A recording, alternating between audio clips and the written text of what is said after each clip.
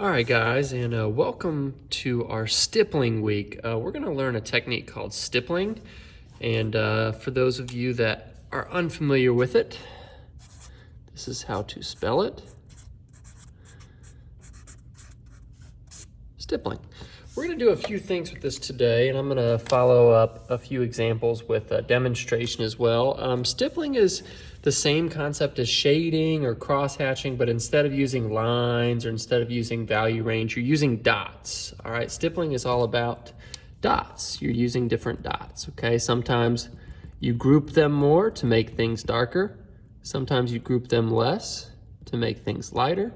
Sometimes you might even use your thin Sharpie, if I can get this open, to make it look even lighter, since that's a smaller weight, meaning it's a smaller dot, okay?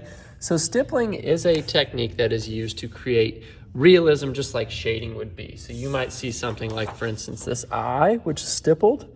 So if you look at that, you can see, yeah, all those are dots, all right? You could do anything from, an animal, again, all dots. This flower. Looks almost like it's shaded, but it's all dots. It's stippling. Even realism with a face. It's all dots. Okay, so what we're doing today is we're just starting with some basic exercises. You're gonna do a few things. The first thing you're gonna do is you're gonna go ahead and write down the definition, okay? Definition is going to be creating value through the use of, we'll just say dots. Keep this simple, okay? After that, you're going to create a value scale. Value scale, all right? So we have our definition, our value scale. We're gonna fade from dark to light. So as you can see in this example, all right, you're gonna go from dark across to light. So what you're gonna do is you can use your thicker Sharpie to really group your dots, just like this. And it has to be the use of dots, all right, because that's what we're doing.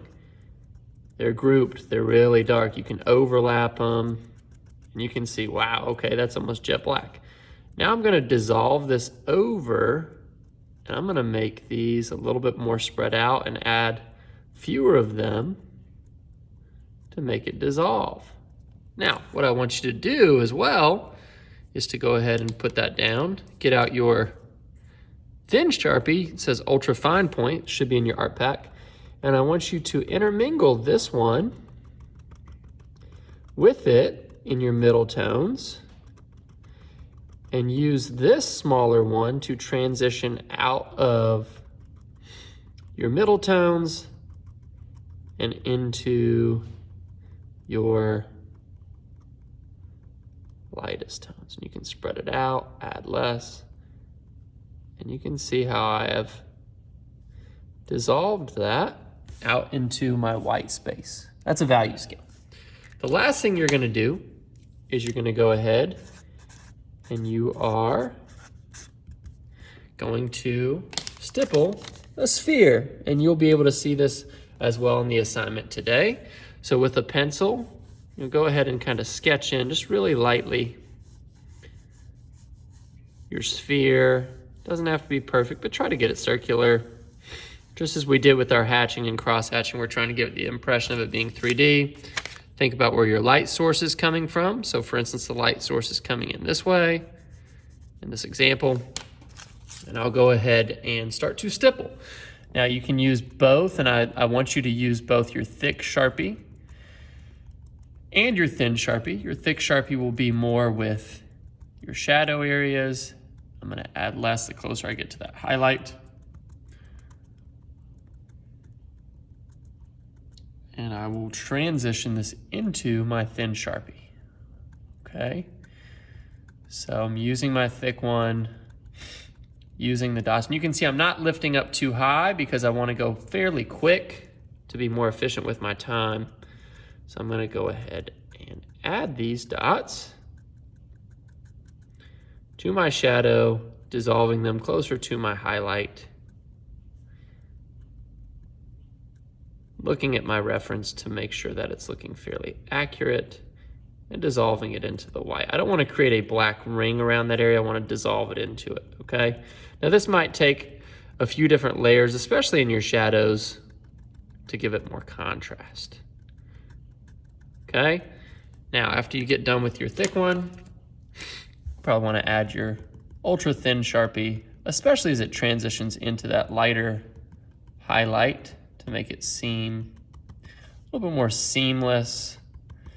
And I can fade out from that into my middle tones and eventually into my darkest values. All right, you can see I'm gradually fading that out.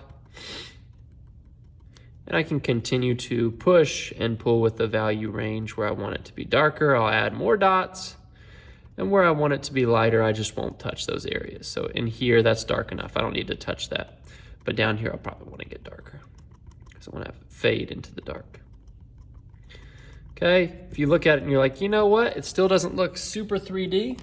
Well, guess what? You can go in, add more in your shadows, and repeating this process until you're really happy with how it looks. Okay, I want it to look seamless. I want you guys to spend, I would say, at least 15 minutes just on this one sphere to get it correct. Now, I've only spent about 3 or 4 minutes just on this sphere, so you can get a better idea of what a finished example would look like from the example that's in today's assignment. Okay, so that's your task. You're gonna do definition, value, scale, sphere. Good luck, and hopefully you'll learn a little bit about stippling today.